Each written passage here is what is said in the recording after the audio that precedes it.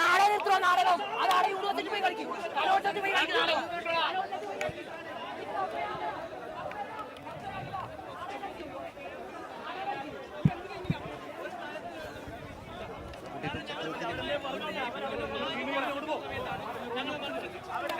സംസ്ഥാന സെക്രട്ടറി ക്രൂരമായി മർദ്ദിച്ചു. ഇവിടെ നേരത്തെ എടുത്തോട്ട് പിന്നെ SFIക്കാർ ക്രൂരമായ രീതിയിൽ മർദ്ദിക്കുകയാണ്. എന്താണ് ജനാധിപത്യം? എന്താണ് ജനാധിപത്യം? ഇപ്പോൾ MSF പ്രവർത്തകർ, MSF KSU പ്രവർത്തകർ മാധ്യമങ്ങളെ കാണുകയാണ്. അപ്പോൾ അവർക്ക് പറയാം, MSFന്റെ സംസ്ഥാന സെക്രട്ടറിയെ മാരകമായി മർദ്ദിക്കുന്നു. ആര്? SFI നേതാക്കന്മാർ. ഞാനടക്കമുള്ള KSU ഭാരവാഹികളെ മർദ്ദിപ്പിക്കുന്നു. എന്തടിസ്ഥാനമാണ്?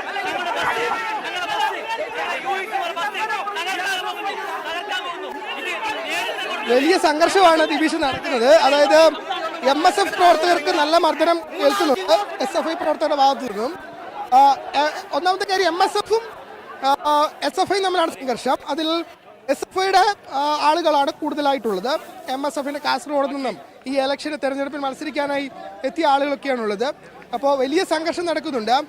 MSF സംസ്ഥാന സെക്രട്ടറിക്കടക്കം അതിക്രൂരമായ മർദ്ദനമേറ്റു. അതിൽ പ്രതിഷേധമുണ്ട്. പക്ഷേ കണ്ണൂർ യൂണിവേഴ്സിറ്റിയാണ് SFIയുടെ ഒരു ശക്തി കേന്ദ്രമാണ്. ഇപ്പോഴും ഇവിടെ സംഘർഷങ്ങൾ ധാരാളമായി നടക്കുന്നു. വലിയ സംഘർഷം. പോലീസിന് ഒന്നും ചെയ്യാൻ കഴിയുന്നില്ല. ഹെൽമറ്റ് എടുത്തവരെയും പോലീസിനെ എറിയുന്നു.